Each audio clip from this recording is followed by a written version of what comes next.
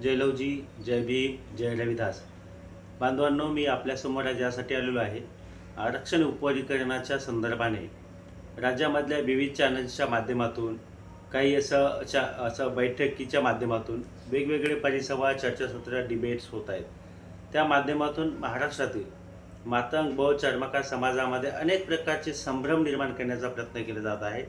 काही लोकांकडून हा संभ्रम जाणीवपूर्वक करण्याचा प्रयत्न केला जात आहे. त्याचा मुख्य उद्देश असा आहे की मातंग समाजानं सुद्धा ह्या उपवर्गीकरणाच्या मागणीला सोडून द्यावं, हा एक त्यामागचा उद्देश आहे. दुसरा उद्देश हा आहे की काहीतरी खोटं नाटं बोलून बौद्ध समाजातल्या ज्या लोकांना या उपवर्गीकरण चळवळीची कसलीही माहिती नाही, त्यांना भडकवून त्यांच्या माध्यमातून महाराष्ट्रामध्ये उद्रेक झाला पाहिजे. चर्मकार समाजाच्या बाबतीमध्ये त्यांनासुद्धा तुमचं किती नुकसान आहे असं सांगून त्यांनासुद्धा ह्या उपवर्गीकरणाला विरोध करायला भाग पाडायचं, अशा अनेक युक्त्या करून या उपवर्गीकरण चळवळीला कुठेतरी ब्रेक लावण्यासाठी अनेक प्रयत्न केले जात आहेत. त्याच्यामुळे पैकी मातंग समाजाशी संबंधित काही जे मुद्दे आहेत, मी लॉर्ड बुद्धा टी व्ही चॅनल्सचे काही डिबेट्स बघितल्या, इतर काही परिसंवादाचे विषय बघितले, अनेक बैठका झाल्या, त्या बैठकांचा सूर बघितला आणि त्याच्यानंतर माझ्या लक्षात आलं की जाणीवपूर्वक काही ठिकाणचे वक्ते मातंग समाजाच्या मनावर हे बिंबवण्याचा प्रयत्न करीत आहेत.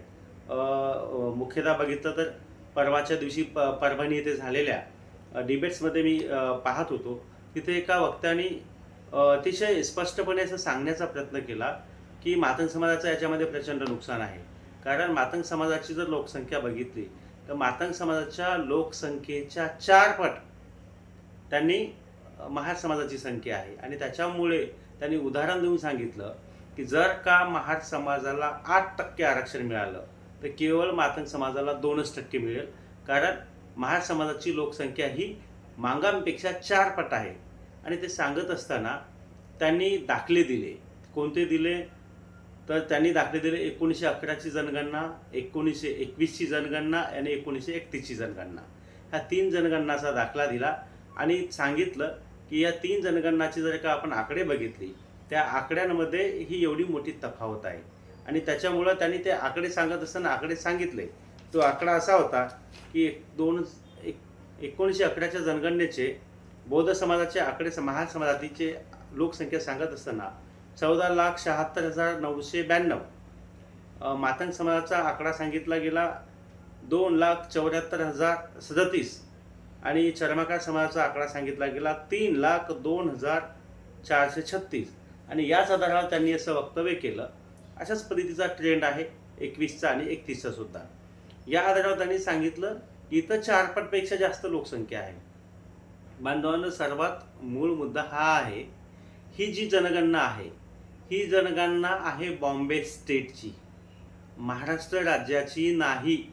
त्याच्यामुळं मातंग समाजाच्या कार्यकर्त्यांनी हे ध्यानपूर्वक ऐका. आणि मी बौद्ध बांधवांना सुद्धा सांगू इच्छितो की आपण सुद्धा हा व्हिडिओ आवर्जून बघितला पाहिजे. त्याच्यामध्ये काय होतं, बॉम्बे स्टेटमध्ये डेक्कन, कोकण, खानदेश आणि इकडच्या कर्नाटक राज्याचा काही भाग आणि गुजरात राज्याचे काही जिल्हे व सिंध प्रांत. म्हणजे जर आपण महाराष्ट्राचा प्रामुख्याने विचार केला तर डेक्कन म्हणजे कोणकोणते? तर त्याच्यामध्ये पुणे, नगर, नाशिक, सोलापूर आणि सातारा ही जी जिल्हे होते. त्याच्यामध्ये आपण जर बघितलं कोकणमध्ये तत्कालीन कुलाबा, रत्नागिरी आणि ठाणे हे 3 जिल्हे. त्याच्या पुढं आपण गेलो गुजरातचा काही भाग आणि सिंध प्रांत. आणि आपण जर का कर्नाटककडे गेलो तर कर्नाटककडचे कोणते? धारवाड आणि बेळगाव हा भाग. असा जो भाग होता त्याला पूर्वीच्या काळी 1935 पर्यंत त्याला बॉम्बे स्टेट म्हटलं जायचं. आता तुम्हाला मी नॅचरली सांगतो की मागे मी उदाहरण दिलं होतं आणि त्याच्यावर महाराष्ट्रामध्ये बरीच चर्चा झाली. आणि तुम्ही जर बघितलं असाल तर इंग्रज जेव्हा भारत देशामध्ये आले तेव्हा ते मुख्यतः मुंबई आणि कोकण प्रांतामध्ये जास्त वावरले, तिथं स्थायी झाले. कारण ते ज्या देशातून आले होते तिथं एकदम थंड वातावरणातून आले होते. आणि त्याच्यामुळं आपण जे वातावरण आहे मुंबई किनारपट्टी, समजा किनारपट्टीचा भाग जो आहे, कोकण किनारपट्टी, मुंबई किनारपट्टी, ह्या भागामध्ये ते स्थायी झाले. कारण काय त्याला ते वातावरण तसं पाहिजे होतं. आणि त्याच्यामुळं त्याच भागामध्ये असल्यामुळं त्या भागामध्ये त्यांच्या छावण्या होत्या. मग पुणे कॉन्टोन्मेंट असेल, तिकडे ठाणे असेल. तुम्हाला हेही माहीत आहे की भारतातली सगळ्यात पहिली ट्रेन ही धावली ती मुंबई ते ठाणे. म्हणजे त्यांनी जो पहिला रेल्वे मार्ग बनवला तो सुद्धा मुंबई ते ठाणेच बनवला, कारण का त्याच भागात त्यांचं वास्तव्य होतं. आणि तसंच पुढं मग बघितलं शीत प्रदेश म्हणून ते कोकणामध्ये होते. आणि पुढं मग तो जो किनारपट्टीचा जो भाग आहे, मग तो गुजरात राज्याचा असो की महाराष्ट्राचा, त्या भागात ते होते आणि त्याच भागातील ती लोकसंख्या होती. मग आता तुम्हाला मी पूर्वी सांगितलं होतं, त्या मुद्द्यामध्ये मी हा विषय घेतला होता की त्या भागामध्ये जे सैन्य होतं, सैन्याच्या छावण्यामध्ये राहण्याची संधी, शिकण्याची संधी आणि त्या सैन्यामध्ये भरती होण्याची संधी ही केवळ महार आणि चांभार या जातींना होती. आता तुम्ही बघितलं असेल त्या लोकसंख्येचं प्रमाण, तर तिथं मातंगापेक्षाही जास्त चर्मकार समाजाची लोकसंख्या आहे. आणि हे वास्तव आहे, हे सत्य आहे. कारण त्या भागामध्ये सैन्याच्या छावण्या असल्यामुळं, एक तर जेव्हा जनगणना झाली त्या काळामध्ये त्या भागामध्ये ते नोकरीत होते. नोकरीत असल्यामुळं त्यांचे कुटुंब तिथं होते. त्यांचे कुटुंब तिथं असल्यामुळं त्यांची मुलं तिथल्याच शाळेत शिकत होती. ही जी वास्तव परिस्थिती आहे, याच्यामुळं त्या भागाची जनगणना करीत असताना आता मी 1990 पर्यंत ही परिस्थिती होती मातंग समाजाच्या बाबतीमध्ये. मी माझ्या गावचं एक उदाहरण देतो. आमच्या गावी आम्ही लहान असताना एखादी जर का जीप आली, पोलिसाचीच नाही, कोणती जरी जीप आली, तर गावातले आमच्या 90% लोक म्हणजे अगदी गाव सोडून निघून जायचे. म्हणजे मोठी मोठी माणसं काय आलं काय नाही, काय चौकशी करणार, असं त्यांना भीती वाटायची आणि ते भीतीपोटी गावाच्या बाहेर निघून जायचे. काही बाया बाया वगैरे असायच्या, त्या घराला आतून कडी लावून बसायच्या. केवळ पोलीस पाटील आणि गावातला एखादा करता माणूसच गावातली गाडी आली तिथं उभं राहायचा. चावडीवर वगैरे पारावर उभे राहून त्यांनी जी माहिती विचारली ती सांगायची. अशी परिस्थिती 1990 पर्यंत होती. आता तुम्हाला माहित आहे की गुन्हेगारी जमाती कायदा हा केवळ आणि केवळ मुंबई स्टेटमध्ये होता. मुंबई स्टेटचे जेवढे काही भाग आहेत, मागे बोलत असताना अनेकांनी त्याच्यावर बोललेलं आहे, त्याला मी सविस्तर नंतर कधीतरी उत्तर देतो. आज जर बोलत बसलो तर हा व्हिडिओ लांबेल आणि मला लोकसंख्येच्या बाबतीत महत्त्वाचा मुद्दा मांडायचा आहे आणि त्याच्यामुळे मी लोकसंख्येवर फोकस करतोय. तर ते करत असताना जनगणना अधिकारी जेव्हा वावरले असतील, फिरले असतील, एक तर त्या भागात गुन्हेगारी जमाती कायदा असल्यामुळं तिथून आमचे लोक स्थलांतर झाले होते. ते तिथून त्या पट्ट्याच्या बाहेर निघून गेले होते. दुसरी गोष्ट, जे कोणते लोक गावामध्ये त्या भागात राहत असतील, असे जेव्हा अधिकारी गावात आले असतील तेव्हा त्यांनी त्यांच्या पुढं माहिती दिलीच असेल, हेही काही खरं नाही.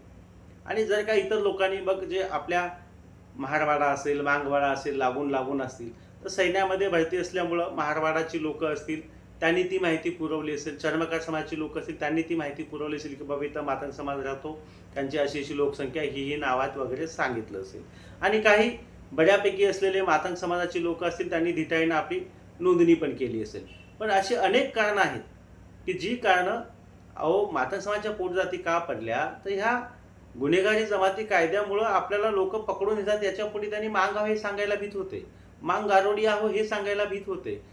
कारण ते जात बदलवून सांगायचे, जातीचं नाव बदलवून सांगायचे, मांग म्हशी सांगायचे, कुठं मदारी सांगायचे, कुठं दखणी मांग सांगायचे. अशा पद्धतीनं सांगून ते त्या कायद्याच्या कचाट्यातून सुटण्यासाठी म्हणून आपली जात बदलवायची. आणि त्याच्यामुळं ही लोक एकतर स्थलांतरित झाली. आणि आजही हे एक वास्तव आहे की त्या भागामध्ये मातंगाची संख्या कमी आहे. 2011च्या लोकसंख्येची तुम्हाला गोष्ट सांगतो मी.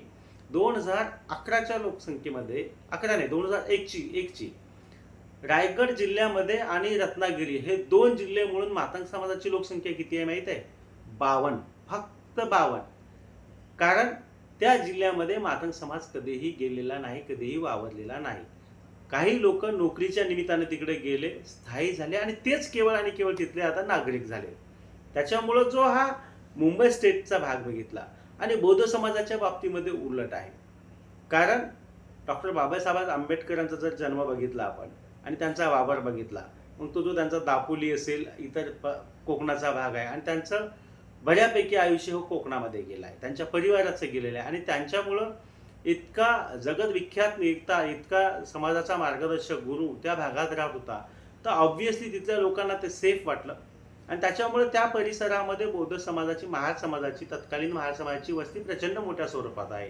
आणि त्याच्यामुळंच ही जी मुंबई स्टेट, या मुंबई स्टेटमध्ये जेवढे जिल्हे होते त्या जेवढ्या जिल्ह्याचीच केवळ ती लोकसंख्या आहे. आणि त्याच्यामुळं तिथं महार समाजाची लोकसंख्या जास्त दिसते. 2 क्रमांकावर चर्मकार समाजाची दिसते.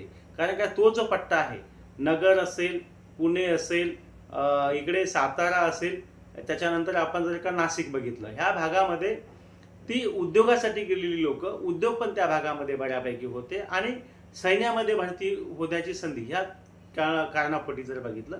आणि आताही नगर जिल्ह्यामध्ये बघा, चर्मकार समाजाचे मोठे मोठे प्रस्थ जे आहेत, मोठे मोठे खासदार आमदार जे आहेत ते त्या पट्ट्यामध्ये जास्त आहेत. कारण का पूर्वीपासून तो जो पट्टा आहे मुंबई स्टेटचा, तो चर्मकार समाज तिथे जास्त राहिलेला आहे.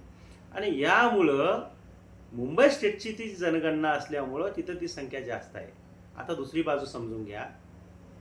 या मुंबई स्टेटमध्ये ना विदर्भ होता, या मुंबई स्टेटमध्ये ना मराठवाडा होता, बरोबर.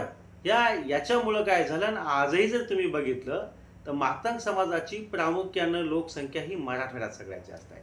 आणि मराठवाडा हा तत्कालीन निजाम स्टेटमध्ये होता. आपण बघितलं की ते हैदराबाद मुक्ती संग्रामचा आपण 17 सप्टेंबरचा कार्यक्रम आपण सगळेजण साजरा करीत असतो.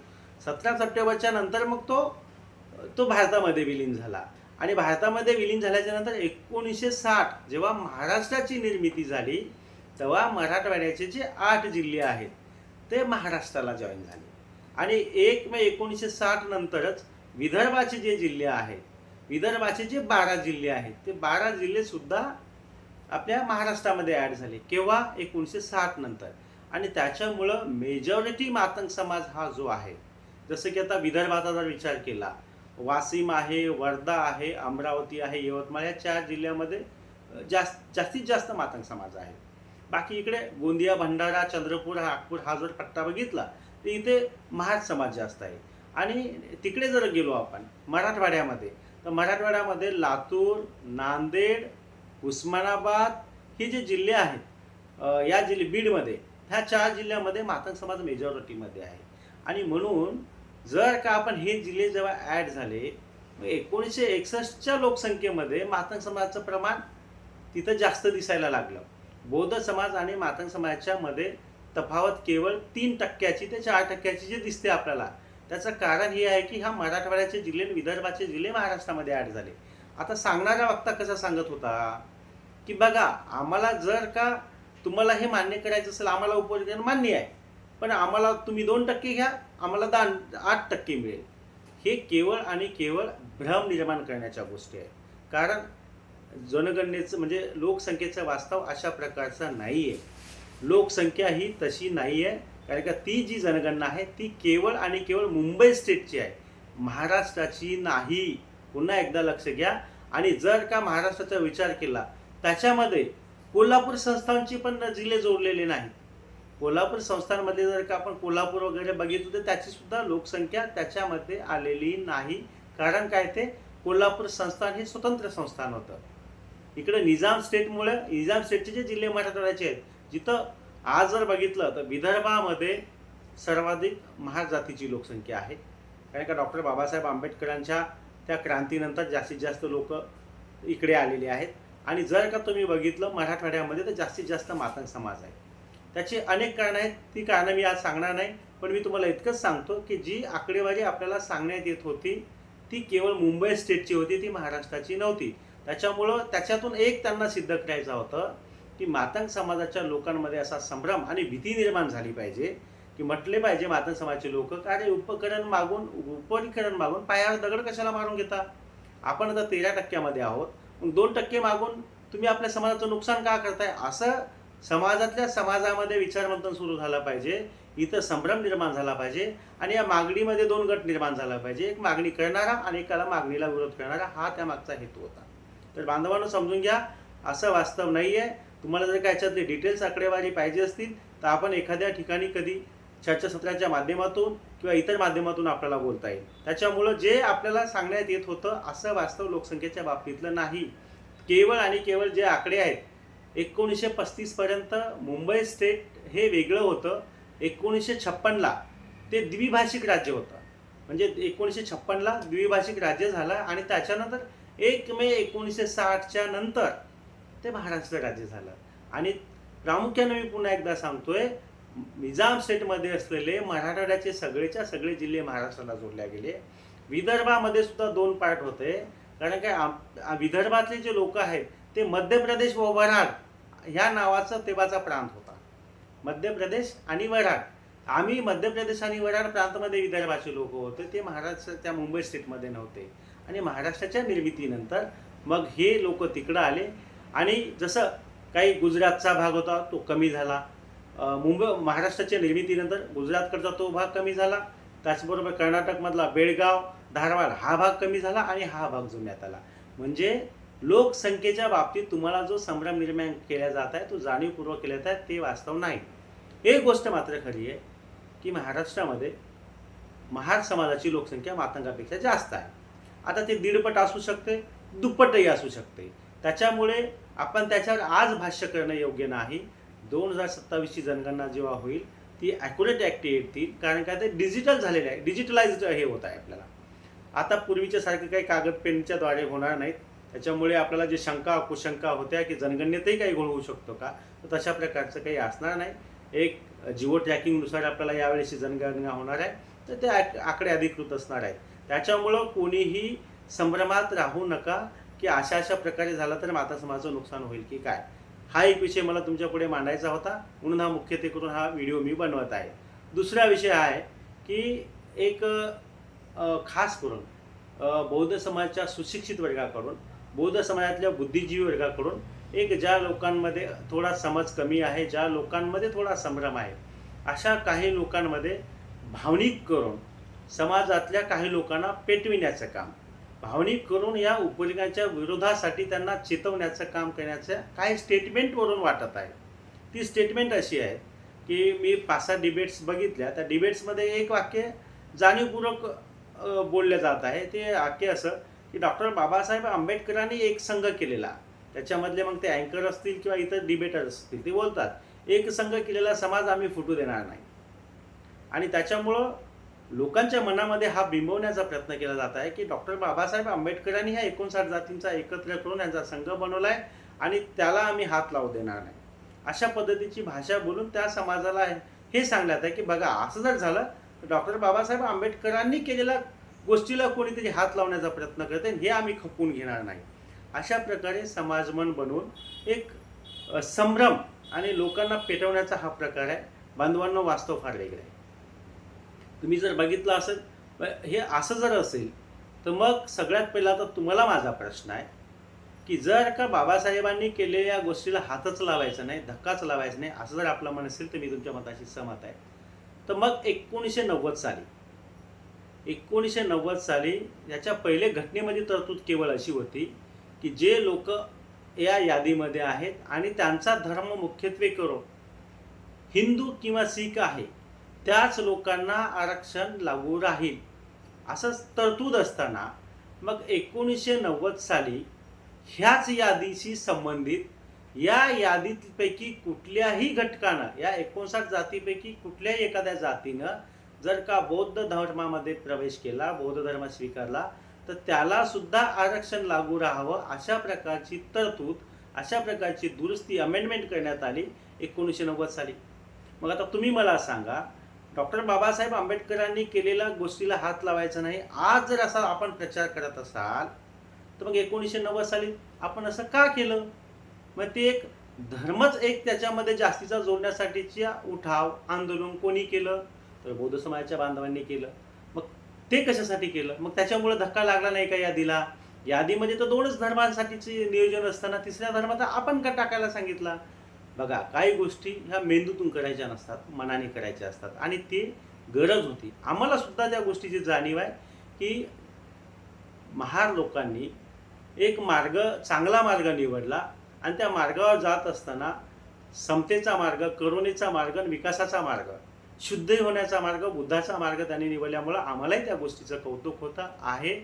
आणि त्याच्यामुळं त्यांनी ती तशा पद्धतीची तजवीज करून, कारण का ह्या लोकांची जी परिस्थिती होते पूर्वी, आता जाऊ द्या हो, 70% आजही 70% महार समाजाच्या लोकांची आजही मांगाच्या आणि महारांच्या लोकांची सारखीच आहे.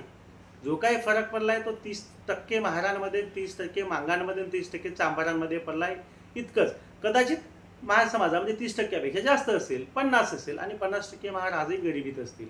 त्यांची परिस्थिती मांगापेक्षा किंवा चांभारापेक्षा फार वेगळी असं नाही.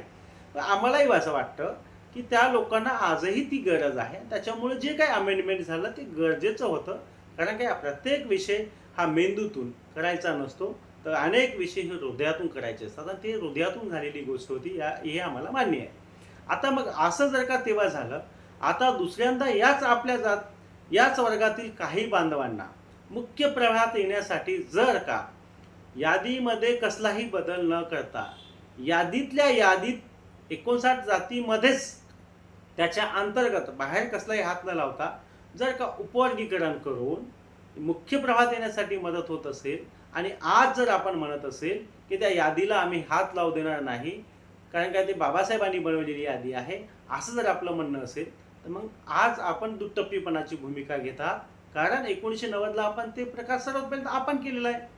मग याच्यामध्ये आपण राजकारण आणण्याची गरज नाही, बुद्धिभेद करण्याची गरज नाही. तेव्हा ती गरज होती. महार समाजाला विकसित करण्यासाठी, मुख्य प्रवाहात आणण्यासाठी ती गरज होती. तसेच आज इतर जातींना मुख्य प्रवाहात आणण्यासाठी उपवर्गीकरण ही गरज आहे. त्याला मेंदूनी बघू नका, त्याला मनानी आणि हृदयाच्या अंतःकरणापासून त्याला बघा, तुम्हाला याच्यात चांगलं नक्की दिसेल.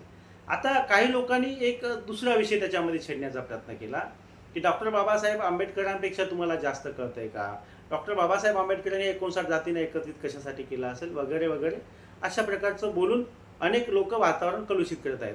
बांधवांनो, मी तुम्हाला सांगतो, खुद्द डॉक्टर बाबासाहेब आंबेडकरांनी अस्पृश्य मूळचे कोण आणि ते अस्पृश्य का झाले या पुस्तकामध्ये लिहून ठेवलंय की बाबा ही जी यादी आहे, ही यादी डॉक्टर बाबासाहेब आंबेडकर म्हणतात की भारत सरकार अधिनियम 1935 साली ऑलरेडी बनलेली होती.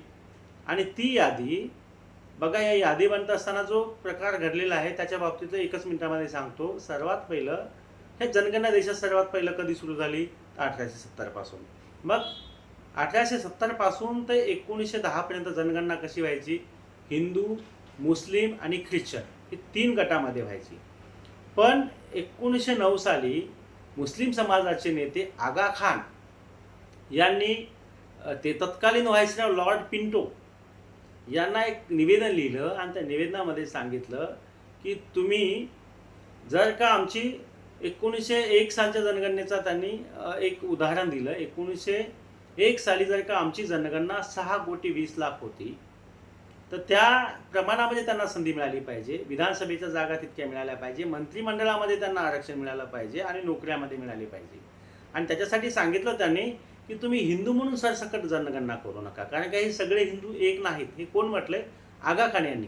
त्याच्यामुळे त्याच्यानंतर जो 1910ची जनगणना झाली त्याच्यामध्ये ख्रिश्चन, मुस्लिम हे 2 आणि हिंदूचे 3 गट करण्यात आले. एक हिंदू, दुसरा आदिवासी आणि तिसरा अस्पृश्य किंवा दलित हे 3 गट करण्यात आले. आणि त्याच्यामुळं त्या आगा खानला असं वाटलं की यांच्यामध्ये 3 जर तुकडे झाले तर यांची लोकसंख्या ही आपल्या एक तर बरोबरीत असेल हिंदूंची, किंवा आपल्यापेक्षा थोडीफार जास्त किंवा कमी असेल, पण आपण ते प्रत्येक ठिकाणी शेअरिंगमध्ये म्हणजे वाटाघाटीमध्ये वाट्यामध्ये आपल्याला समान मिळेल ही त्यामागचा उद्देश होता. आणि हे सगळ्यांच्या लक्षात आलं होतं. आणि त्याच्यानंतर मग त्या ह्याच्यामध्ये अस्पृश्य कोण, आदिवासी कोण, याच्यासाठी तत्कालीन जे 1910चे जे असतील तेव्हा एक क्रायटेरिया ठरला. त्या क्रायटेरियामध्ये काय ठरलं होतं की बघा, त्याच्यामध्ये असं ठरलं होतं की ब्राह्मणांचे सर्वश्रेष्ठ अमान्य करणारा, जे कोणीही ब्राह्मणाकडून अथवा अन्य मान्यवर हिंदू गुरुकडून गुरुमंत्र घेत नाहीत असे लोक, वेदांचे प्रामाण्य नाकारणारे, हिंदू देवदेवतांची पूजा न करणारे, चांगले ब्राह्मण ज्यांचे पारिवारिक पौरोहित्य मुळीच नाहीत असे लोक, ज्यांच्यामध्ये ब्राह्मण पुरोहित मुळीच नाहीत असे लोक, हिंदू देवळामध्ये ज्यांना प्रवेश नाकारण्यात आला आहे असे लोक, ज्यांच्या स्पर्शामुळे किंवा काही ठराविक अंतरावरून सुद्धा त्यांना आपला विटाळ होतो असे लोक, ज्यांच्या प्रेत पुरण्याची रूढी आहे असे लोक, जे गोमांस खातात व गायीला पूज्य मानत नाहीत असे लोक, अशा 10 मुद्द्यांचा क्रायटेरिया वापरून आदिवासी आणि एससीची जनगणना करण्यात आली. याच्यातले डॉक्टर बाबासाहेब आंबेडकर म्हणतात याच्यातले केवळ 5 मुद्दे हे अस्पृश्य आणि दलितांशी संबंधित होते. ते 5 मुद्दे डॉक्टर बाबासाहेब काय म्हणतात, जे कोणीही ब्राह्मणाकडून अथवा अन्य मानव हिंदूकडून गुरुमंत्र घेत नाहीत. 1. चांगले ब्राह्मण ज्यांचे पारिवारिक पौरोहित्य मुळीच नाहीत. 2. ज्यांच्यामध्ये ब्राह्मण पुरोहित मुळीच नाहीत. 3. ज्यांच्या स्पर्शाने विटाळ होतो. 4. जे गोमांस खातात किंवा गायीला मानत नाहीत असे 5. ह्या 5 मुद्द्याच्या आधारावर अस्पृश्य आणि दलित सेपरेट केल्या गेले असं डॉक्टर बाबासाहेब आंबेडकर म्हणतात. आणि ही सेपरेट केलेली यादी 9 भागांमध्ये, भारत सरकार अधिनियम 1935च्या 9 भागामध्ये सहपत्र म्हणून जोडण्यात आलेली आहे, सूचीमध्ये परिशिष्ट म्हणून जोडण्यात आलेली आहे. आणि हे 9 भाग म्हणजे कोणते होते तुम्हाला सांगतो. ते 9 प्रांताशी संबंधित 9 भाग होते. आणि मग ते 9 प्रांत कोणते होते? ते 9 प्रांत असे होते: मद्रास, मुंबई, बंगाल, संयुक्त प्रांत, पंजाब, बिहार, मध्य प्रदेश आणि वराड, आसाम आणि ओरिसा. ह्या 9 प्रांताशी संबंधित 9 याद्या होत्या. मग 1935 साली SCची जी यादी बनलेली आहे ती 1935 साली बनली आहे. मग डॉक्टर बाबासाहेब आंबेडकर पुढे म्हणतात की संबंध भारतभर फिरून या SC वर्गात येणाऱ्या जातींची यादी करणे एकाला किंवा दोघांना हे कदापिही शक्य नसतं. पण मी इंग्रज सरकारचे तर आभार मानतो, अभिनंदनच करतो की त्यांनी ही यादी पूर्वीच करून ठेवली आहे. त्याच्यामुळं ते माझं काम सोपं झालेलं आहे आणि त्याच्यामुळे चांगली इथं आपल्याला माहिती उपलब्ध आहे असं डॉक्टर बाबासाहेब आंबेडकर म्हणतात. म्हणजे मुळात ही जी यादी आहे ती इंग्रजांच्या काळामध्ये झालेल्या जनगणना अधिकाऱ्यांनी बनवलेली आहे. नंतरच्या काळात डॉक्टर बाबासाहेब आंबेडकरांना आणखी वाटलं असेल का डॉक्टर बाबासाहेब आंबेडकरांसारखे जागतिक स्तरावरचे नेते हे अस्पृश्यांचं प्रतिनिधित्व करत होते. ही तुमची आमची सगळ्या जमेची बाजू होती. तुमचं आमचं नशीब चांगलं होतं की ते आपली भूमिका मांडत होते, आपल्यासाठी लढत होते. आणि त्याच्यामुळे त्यांना या दिलेल्या यादीमध्येही आणखी काही लोकांना ॲड करावं वाटलं असेल तर त्यांनी ते केलेलं आहे. आणि आज आपण इथेच राहणारा प्रत्येक माणूस डॉक्टर बाबासाहेब आंबेडकरांच्या बाबतीत कृतज्ञता व्यक्त करेल, जन्मभर करेल. कारण काय, डॉक्टर बाबासाहेब आंबेडकर नसते तर संविधानामध्ये ज्या तुमच्या आमच्यासाठी तरतुदी आहेत त्या नसत्या. डॉक्टर बाबासाहेब आंबेडकर नसते तर कदाचित आपण या देशाचा मूळ प्रवाहात येण्यासाठीच्या ह्याच्यामध्ये असतो, मतदाराचा अधिकार असता की नाही काही माहिती नाही. ह्या सगळ्या गोष्टी आता चर्चा न केलेल्या बऱ्या. आपण जे काही आहोत ते डॉक्टर बाबासाहेबांनी संविधानात केलेल्या तरतुदीमुळे हे सांगायसाठी कुणाची गरज नाही. आणि आम्ही ते ऐकून जगावं असं काही नाही, ते सगळ्यांना माहीत आहे आणि त्याची कृतज्ञता आपण व्यक्त करतो. पण मग काय होत आहे की ह्या एका विषयाला घेऊन समाजामध्ये संभ्रम निर्माण केला जात आहे. ह्या यादीला हात लावू देणार नाही. आता मुळात डॉक्टर बाबासाहेब स्वतः म्हणतात की ही यादी इंग्रजांकडून मी घेतलेली आहे. त्याच्यामुळं ह्या बाबतीचं चिंतन, सखोल मांडणी आपण आपल्या समाजापुढे करावी लागेल. कधी कधी काही लोक बुद्धिभेद करण्यासाठी, समाजाला संभ्रमित करण्यासाठी, मग ते माता समाजाचे असतील की महार समाजाचे असतील, हे चालू आहे, हे आपण उघड्या डोळ्यांनी बघत आहोत. पण तुमचं आमचं कर्तव्य आहे की आपण त्या लोकांना वेळीच आवर घातला पाहिजे आणि सामाजिक समतोल न बिघडू देता. जेव्हा 1990ला घटना दुरुस्ती झाली असेल, आपल्या त्यात यादी जोडण्यात आली असेल, जे एक दुसरे 2 धर्म असताना तिसऱ्या धर्माच्या मध्ये धर्मांतरित केल्यावरही आपल्याला लाभ मिळते अशी अमेंडमेंट झाली. कुणाला वाईट वाटलं का? काहीच नाही. पण त्याच्यामुळे समाजामध्ये काही दुही निर्माण झाली का? नाही. त्याच्यामुळे समाज फुटला का? नाही. मग आजच उपयोग केल्यानंतर समाज फुटेल असं म्हणणं किती हास्यास्पद आहे. असं होणार नाही. आता एक तिसरा मुद्दा जो जाणीवपूर्वक समाजामध्ये पेरला जात आहे आणि तो मुद्दा असा पेरला जात आहे की हे RSSनं उभं केलेलं षडयंत्र आहे. हे उपवर्गीकरणाची चळवळ ही RSSनं निर्माण करून दिलेली आहे. नांदेडच्या सभेचं मी डिबेट्स ऐकलं. त्या सभेमध्ये तर एक डिबेटर इतक्या अश्लाघ्य भाषेमध्ये बोलत होता, तो फार वाईट भाषेत बोलला की जे भडवे, दलाल, मांगाचे लोक, तेच लोक मागणी करत आहेत जे RSSचे दलाल आहेत, गुलाम आहेत. अशा प्रकारचे भडवे, दलाल अशा प्रकारचे शब्द वापरून समाजाला उत्तेजित करण्याचं काम, समाजामध्ये वितुष्ट निर्माण होण्याचं काम अशा प्रकारचे लोक करत आहेत. हे अतिशय चुकीचं आहे. आपल्याला या बाबतीमध्ये काही म्हणणं मांडायचं असेल तर आपण मांडलं पाहिजे, त्याची तात्विक मांडणी केली पाहिजे. आणि अशा प्रकारे समाजाला काही आपल्या एकमेकांविरुद्ध उभं राहण्याची कसलीही गरज नाही. याच्यात काही कुणाला शंका कुशंका असतील तर सुप्रीम कोर्ट आहे, सरकारकडे आपलं आपण म्हणणं मांडू शकतो, त्या पद्धतीने ते मांडायला पाहिजे. पण एका गोष्टीवर मला मात्र बोलायचं आहे, ती गोष्ट म्हणजे जाणीवपूर्वक बौद्ध समाजातली काही लोक जाणीवपूर्वक एक वाक्यप्रयोग करत आहेत.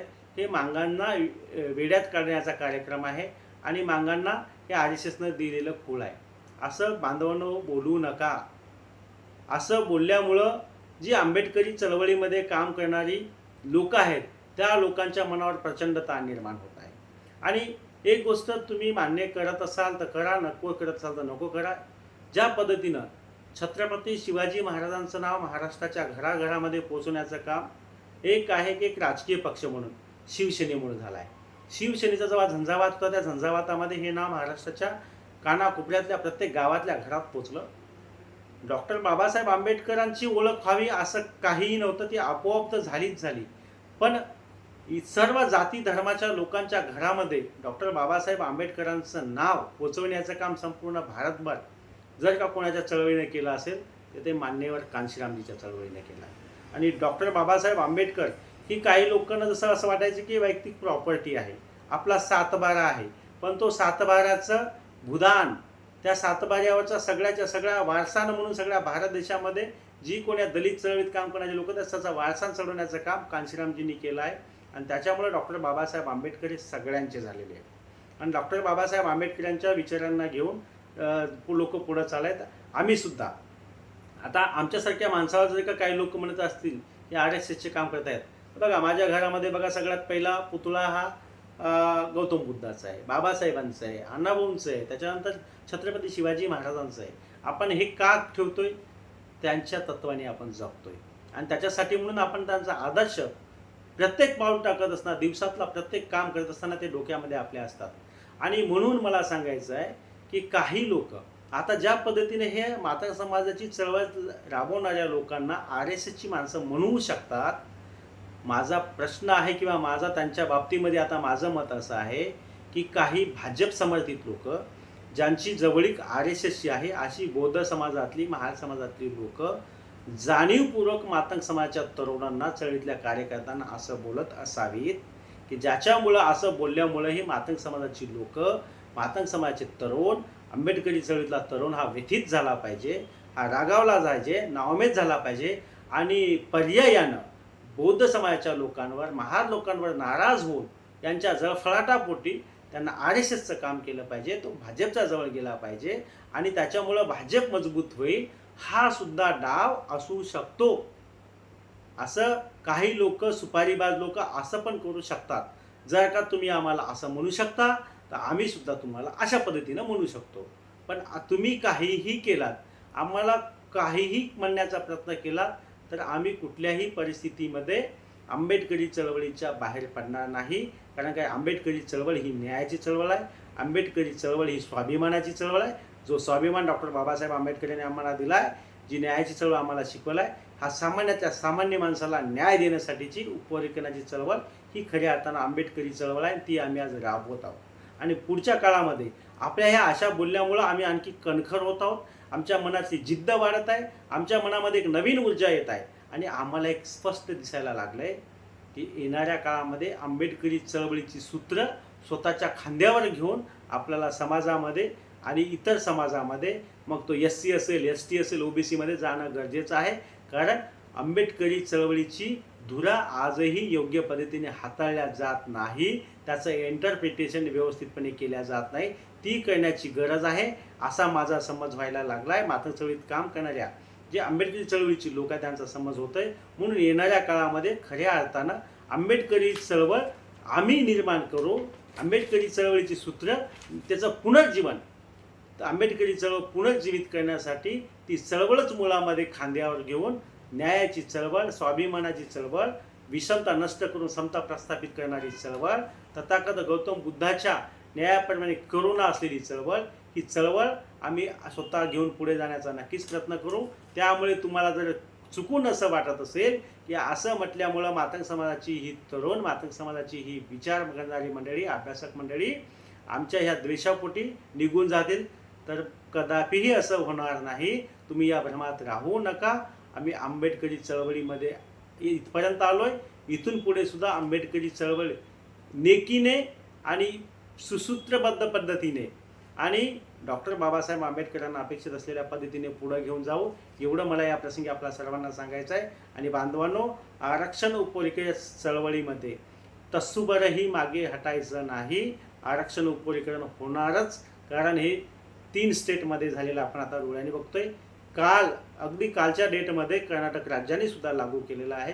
आणि जे काही लोकसंख्येच्या वरून लोकांमध्ये संभ्रम निर्माण केला जातोय, जर का लोकसंख्या हा एकमेव क्रायटेरिया नाही, सुप्रीम कोर्टाचं जजमेंट वाचा.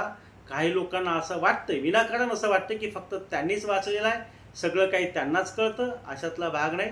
इतरही लोक वाचतात, इतरांनाही ते कळतं. पण काही लोक सौम्य पद्धतीनं बोलतात, काही लोक विनाकारण घशाचं स्वरयंत्र तुटेपर्यंत बोलून मांडतात. त्यामुळे त्यांना असं वाटतं की आम्हालाच जमते. त्याच्यामध्ये स्पष्टपणे लिहिलं आहे की आपण जर का लाभवंचित घटक असतील, त्या लाभवंचित घटकासाठी बेनिफिशियल ट्रीटमेंट आहे. बेनिफिशियल ट्रीटमेंटमध्ये आतापर्यंत जर का पर्याप्त प्रतिनिधित्व मिळालं नसेल आणि जितकं त्यांच्या प्रमाणात मिळायला पाहिजे मिळालं नसेल, त्याला बेनिफिशियल ट्रीटमेंट देता येतो. आणि दुसरा त्याच्यामध्ये महत्त्वाचा शब्द आहे प्रिफरन्शियल ट्रीटमेंट. म्हणजे आरक्षणाच्या उपवर्गीकरणामध्ये लोकसंख्या हाच महत्त्वाचा विषय नाही. जर का तुमचं इम्पेरिकल डाटाच्या आधारावर जास्तीत जास्त मागासलेपण जर का तुमचं सिद्ध होत असेल, तर ते मागासलेपण भरपाई करण्यासाठी, ते मागासलेपणाचा भर निघण्यासाठी तुम्हाला तुमच्या लोकसंख्या किती असली तरी जास्तीचं आरक्षण देता येऊ शकतं. त्याची पण काही मर्यादा आहे की कितीपर्यंत देता येतं, ह्या गोष्टी काही मी आता बोलणार नाही, पण देता येतं. त्याच्यामुळं आम्ही कुणाचेही विरोधक नाही. आम्हाला आजही असं वाटतं की 59 जातीतला बंधुभाव कायम असावा आणि SC ST समूहाची चळवळ ही आंबेडकरी चळवळीच होती, आजही आहे आणि उद्या पण राहील. त्याच्यामुळे या चळवळीचा झेंडा कोणी खांद्यावर घेऊन आम्ही याचे मालक आहोत असं दाखवण्याचा अजिबात कोणी प्रयत्न करू नये. आणि असं आंबेडकरी चळवळ होऊ देणार नाही असा शब्दप्रयोग कधी करता कामा नये. कारण की आंबेडकरी चळवळ असं होऊ देत नाही, असं होऊ शकत नाही. आंबेडकरी चळवळच हे करणार आहे. कारण का न्यायाची चळवळ असल्यामुळं आंबेडकरी चळवळीला हे करावंच लागणार आहे. ती चळवळ आम्ही राबवत आहोत. आंबेडकरी चळवळीचं ते कर्तव्य आहे, म्हणून आम्ही आंबेडकरी चळवळ राबवून उपरीकरण करून मागणी करून न्यायापर्यंत नेण्याचा आम्ही प्रयत्न करत आहोत. त्याच्यामुळं महाराष्ट्रातल्या लोकांना माझी विनंती आहे की जे काही सुप्रीम कोर्टामध्ये इतके वर्ष रखडलेलं प्रकरण आलं आहे, शेवटच्या टप्प्यामध्ये आहे. महाराष्ट्रामध्ये काही दिवसामध्ये आरक्षणाचं उपरीकरण निश्चितपणे लागू होईल. त्याच्यामुळं लोकसंख्येच्या आधारावर काही लोक म्हणतील की बाबासाहेबांच्या बाबतीमध्ये काही भावनिक बोलून समाजाला भडकवून समाजामध्ये वाद निर्माण करण्याची भाषा करतील. आतापर्यंतच्या डिबेटर्सचं मी ऐकलं दिसलेलं आहे मला तसं. आणि तिसरा महत्त्वाचा मुद्दा म्हणजे तुम्हाला RSSची घोषित करून तुम्हाला आंबेडकरी चळवळीपासून तोडण्यासाठीचा हा एक प्रयत्न असू शकतो. आणि याच्यामध्ये भाजप समर्थित काही बौद्ध समाजाचे जे काही लोक आहेत, भाजप समर्थित काम करतात, त्या लोकांचा हा डाव असू शकतो. त्याच्यामुळे त्यांच्याकडे दुर्लक्ष करा. त्यांनी काहीही म्हणलं तरी आपल्याला उद्विग्न होऊन कुठेही भटकायची गरज नाही. आपल्या हक्काची चळवळ ती म्हणजेच आपली आंबेडकरी चळवळ आहे, ती चळवळ आपण स्वतः घेऊन पुढं जाऊया एवढंच बोलतो. आणि आरक्षण उपरीकरणासाठी प्रत्येक बांधवांनी, मग तो चर्मकार असेल, बौद्ध असेल, सगळ्या बांधवांनी मोठ्या हृदयानं, मी पूर्वीच बोललो होतो की मेंदूने प्रत्येक गोष्ट जाणायची नसते, मेंदूतल्या विचारांनी प्रत्येक गोष्टीकडे बघायचं नसतं. तर मनातून सुद्धा कधी कधी काही गोष्टी ॲक्सेप्ट कराव्या लागतात. हे आपण मनापासून ॲक्सेप्ट कराल, मनातलं चिंतन तुमच्या महत्त्वाचं आहे, ते कराल अशी अपेक्षा ठेवतो. आणि आजचा हा व्हिडिओच्या माध्यमातून तुम्हाला बऱ्याच गोष्टी कळल्या असेल असं अपेक्षा ठेवतो. जय लवजी, जय भीम, जय रविदास, जय संविधान, जय भारत.